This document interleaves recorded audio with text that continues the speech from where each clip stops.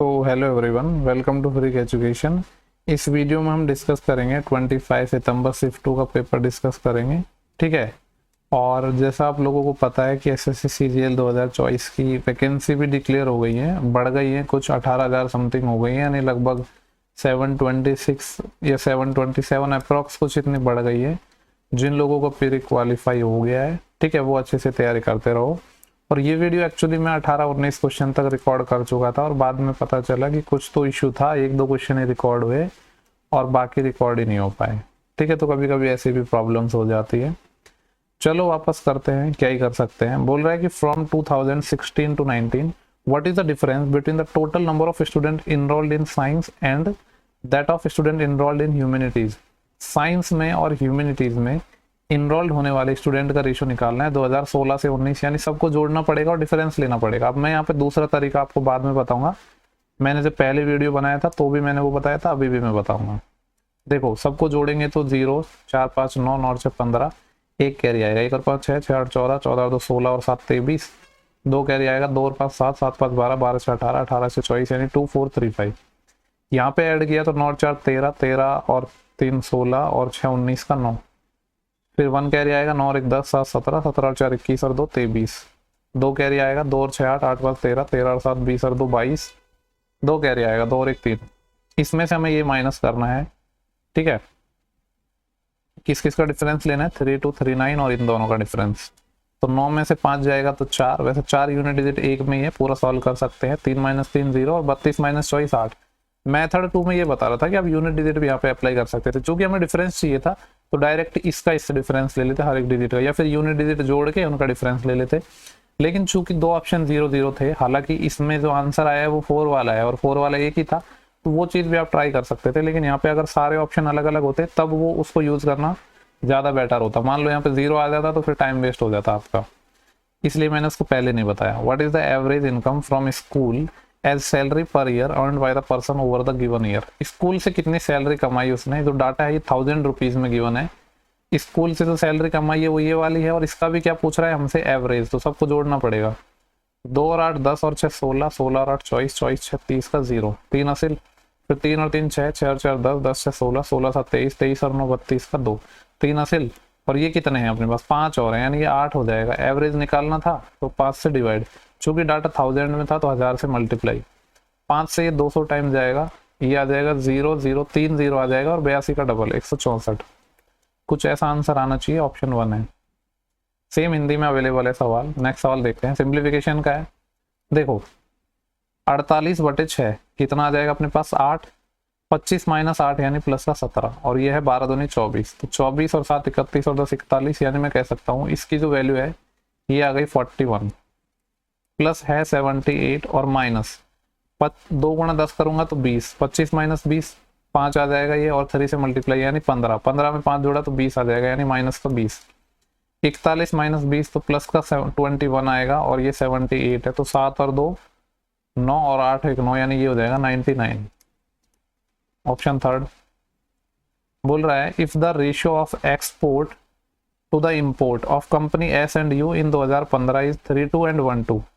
देखो, company S और company कौन सी यू की बात कर रहा है, और ये जो डाटा गिवन है आपको, ये किसका डाटा गिवन है, फॉलोइंग टेबल शो करती है एक्सपोर्ट के डाटा को। काफी छोटा है वैसे, शायद दिख नहीं रहा होगा आपको ये, जस्ट ए सेकेंड।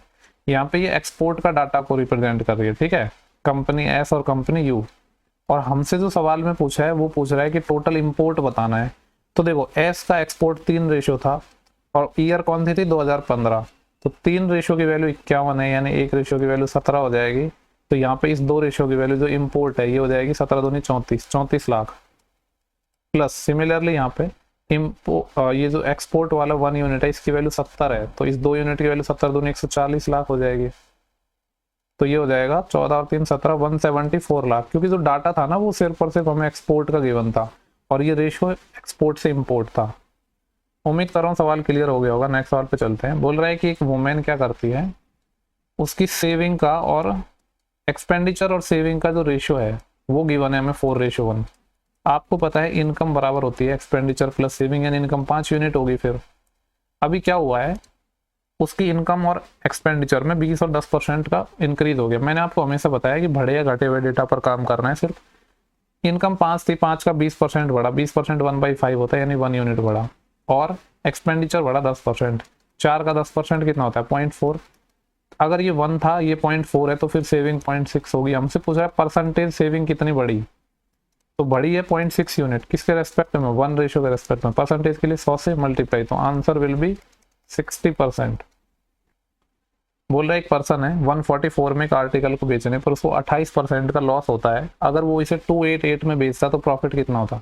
28% लॉस हो रहा है, मान लो सीपी 100% था, 28% इसने लॉस पर बेचा, यानी इसने बेचा होगा 72% में। सवाल में 72% 144 है, यानी जस्ट डबल है।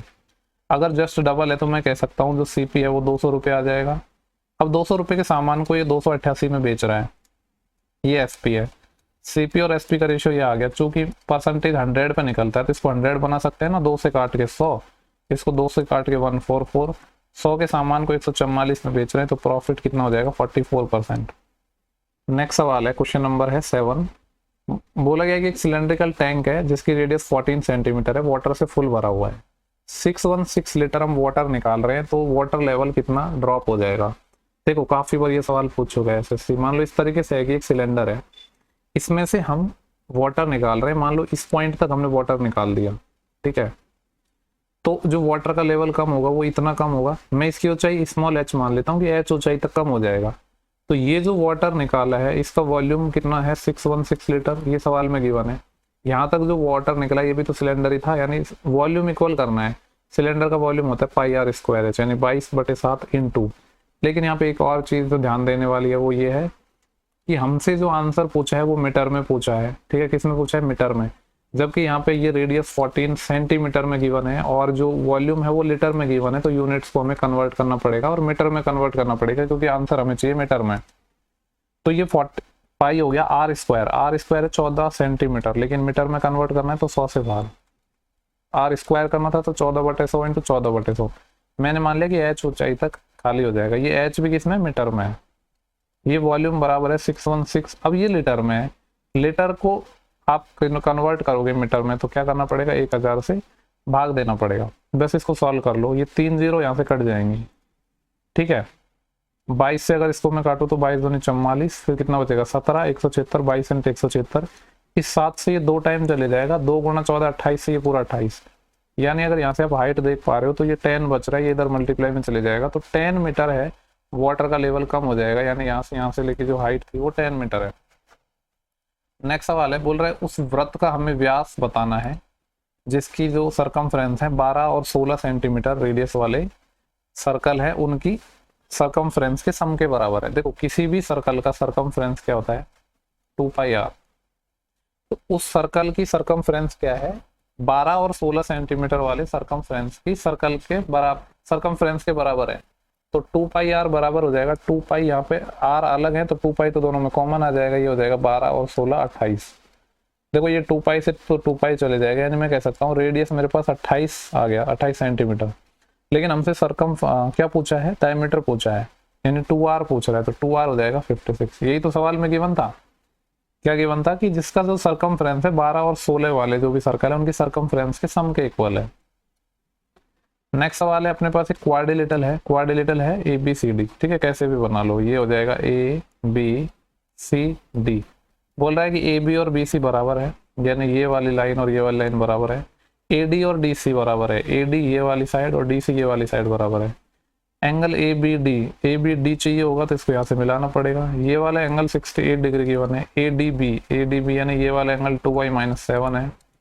BDC यानी ये वाला एंगल गिवन है 33 एंड DBC ये वाला angle, this angle is 3x + 2, ठीक है, ये 3x + 2 है।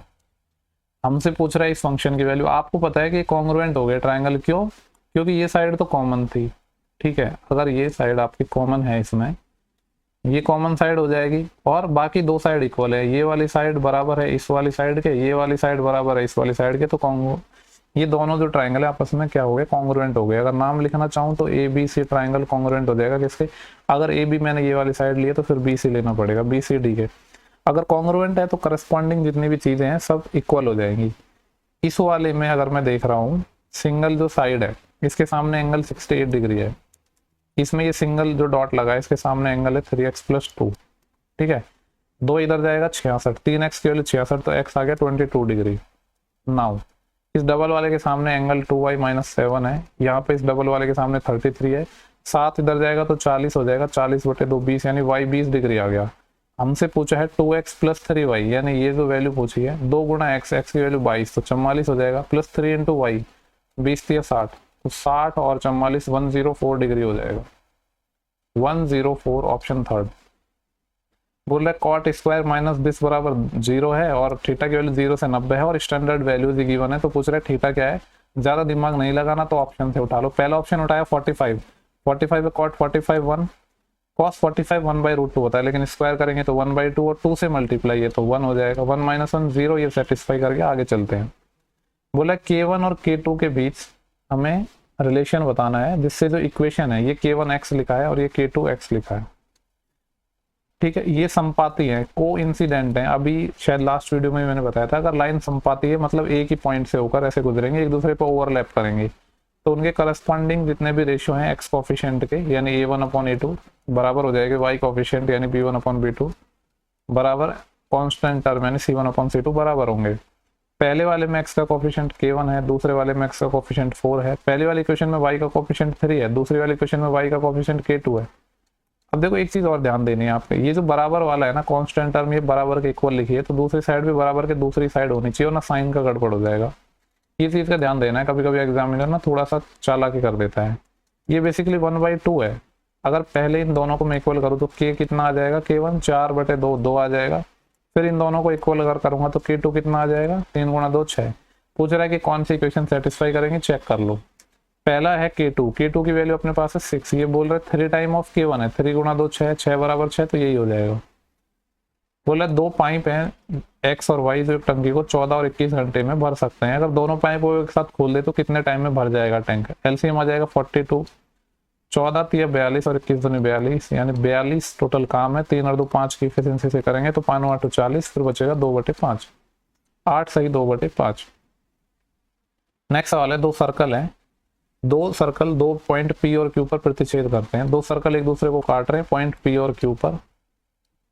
PR और PS उन वृत्तों के क्या है, व्यास है, डायमीटर है। ये डायमीटर हो गया PR, ये डायमीटर हो गया PS। पूछ रहा है कि एंगल PQR बता दो, PQR ये बताना है।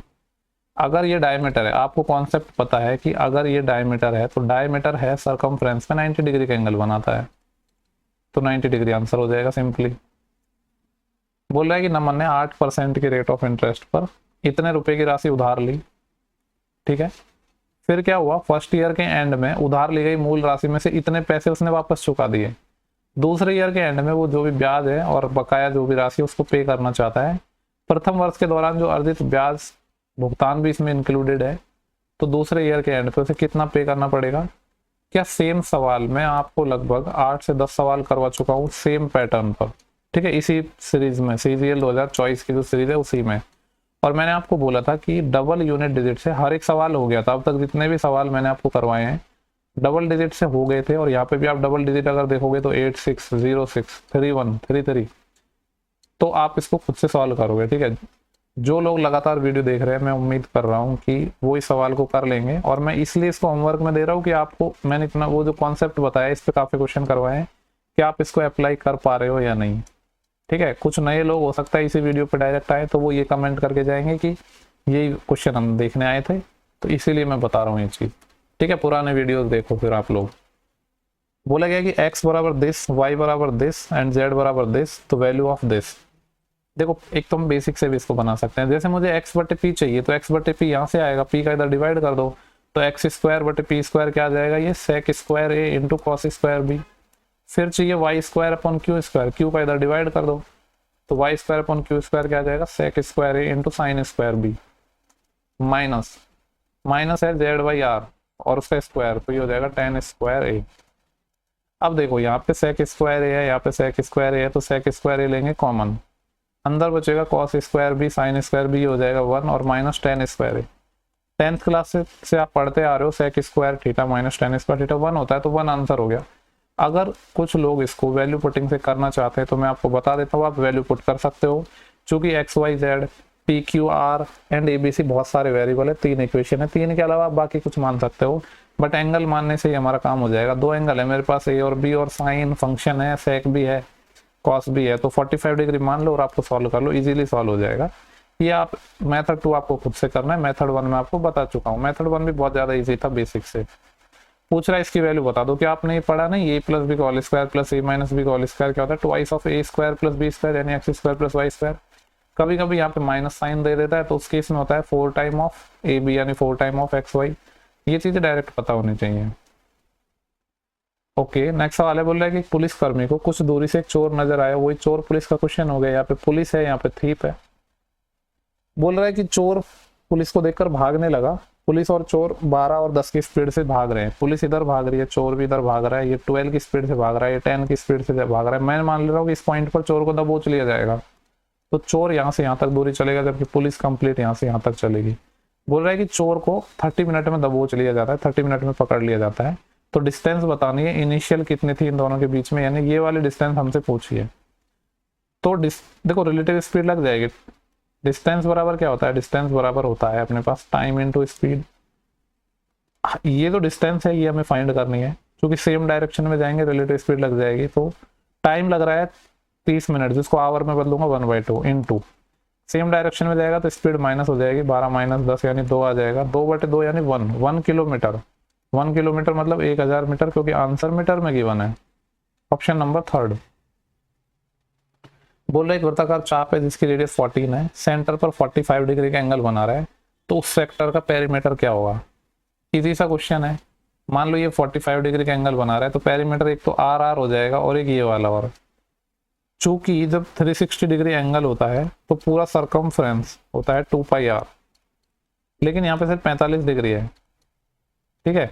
तो 45 इसका अगर मैं 1/8 करता हूँ तो आता है 45, इसका भी 1/8 हो जाएगा, यानी 2πr/8, यानी मैं कह सकता हूँ πr/4। तो पेरीमीटर क्या हो जाएगा, 2r प्लस πr/4। यही हमें सॉल्व करना है, ठीक है। रेडियस सेम रहेगी, तो अगर यहाँ मैंने स्मॉल आर मानी है तो स्मॉल आर लिख लो, या फिर इसको कैपिटल आर लिख दो, क्योंकि सब जगह मैंने कैपिटल आर लिखा है। तो यहाँ से आपका आर तो आ जाएगा कॉमन, जो कि है 14। फिर यहाँ से बचेगा 2 प्लस पाई की वैल्यू 22/7 इंटू 4। इसको ही हमें सॉल्व करना है। कुछ तो गड़बड़ नहीं, ठीक है चलो। ये हो जाएगा अपने पास कितना, 2 दूनी 4 और 2 से जाएगा 11, 7 दूनी 14, 14 दूनी 28, 11 39, 39/14 आ रहा है नीचे, और 14 से मल्टीप्लाई यानी 39 हो जाएगा। वैसे डायरेक्ट ही मैं कर सकता था, आर और आर 2 आर 28 हो जाएगा, फिर πr/4 करना था, ठीक है। बोल रहा है कंप्यूट करना है the ratio of the number of officer cadre employees of bank A to the number of officer cadre of bank C. देखो बैंक ए के ऑफिसर कैडर का रेशियो निकालना है बैंक सी के ऑफिसर कैडर से। कुछ पर्टिकुलर ईयर की बात नहीं कर रहा है, तो सभी निकालने पड़ेंगे। 0 0 0 तो यहाँ पे 0 आ जाएगा। 6 और 1 7, 7 और 5 12, 1 असील, 1 और 2 3, 3 और 3 6, 6 और 3 9, 9 और 4 13, यानी 1320। यहाँ पे ये सम कितना आ जाएगा पूरा, ये आ जाएगा 5, देन 3 और 4 7 और 8 15, 1 असील, 1 और 2 3, 3 2 5, 5 3 8 और 8 3 11, 1155। हमें क्या करना है, इन दोनों का रेशियो पूछा है। देखो 11 से कट रहा है, 11 एकम 11, 11 पंजे 55। इसको 11 से काटेंगे तो 11 एकम 11 बचेंगे 2, 11 दूनी 22। ये आ गया 120 रेशियो 105। 15 से कट रहा है, 15 से 105 और 15 × 120 यानी 8:7 हो जाएगा। नेक्स्ट सवाल है, सेम क्वेश्चन यहाँ पे हिंदी में है। ये सवाल है, बोल रहा है कि अगर m एक सम संख्या है, इवन नंबर है, तो 8 की पावर m-1 किससे डिविजिबल होगा। अगर आपको कुछ भी कॉन्सेप्ट नहीं पता है तो भी आप इसको इजीली बना लोगे, चूंकि बोला गया है कि m एक इवन नंबर है। अगर m एक इवन नंबर है तो m की सबसे छोटी वैल्यू मैं 2 ही लूंगा, तो 8 की पावर 2 64 माइनस 1 63 आएगा। 63 किससे डिविजिबल है ये हमें देखना है। अगर आप सारे ऑप्शन भी उठाओ तो सिर्फ एक ही ऐसा ऑप्शन है जो उससे 63 डिविजिबल था। ये तो हो गया, चलो कि आप वैल्यू पुटिंग से कर ले। बाकी आप लोगों को पता है 2 केस बनते हैं अपने पास, एक ऑड का और एक इवन का, ठीक है। अगर यहाँ पे जो ये पावर m अपने पास ऑड होती, सपोज आप ऐसे ले लो a-1 मान लो, और ऑड होती यानी a³ होता। इसे मैं समझाने के लिए बता रहा हूँ। तो 1 को भी आप लिख सकते हो a³, तो a³ माइनस b³ आता है, तो उसमें a-b जरूर आता है। यानी जब ऑड होता तो ये a-1 से डिविजिबल होता, लेकिन जब इवन होता तो कुछ इस तरीके से होती पावर, जैसे कि a² - 1²। तो उस केस में क्या होता है, ये a-1 से भी डिविजिबल होता है और a+1 से भी डिविजिबल होता है। यहाँ पे पावर क्या थी, इवन थी। अगर ये पावर इवन थी, ठीक है, तो यहाँ पे ये किससे डिविजिबल होगा, a माइनस 1 से भी होगा और a प्लस 1 से भी होगा, ठीक है। यानी 8 a माइनस 1 का मतलब क्या है, देखो अगर ये 63 आपको निकालना था तो कैसे आता 63, a माइनस 1 से भी डिविजिबल होता है और a प्लस 1 से भी डिविजिबल होता है। a मतलब क्या है यहाँ पे, ये जो अपने पास नंबर है 8, तो यहाँ पे आता 8 माइनस 1 7 इंटू 8 प्लस 1 9, तो 9 7 कितना आता 63। ऐसे भी आप निकाल सकते थे, जैसे चाहो वैसे निकाल सकते हो।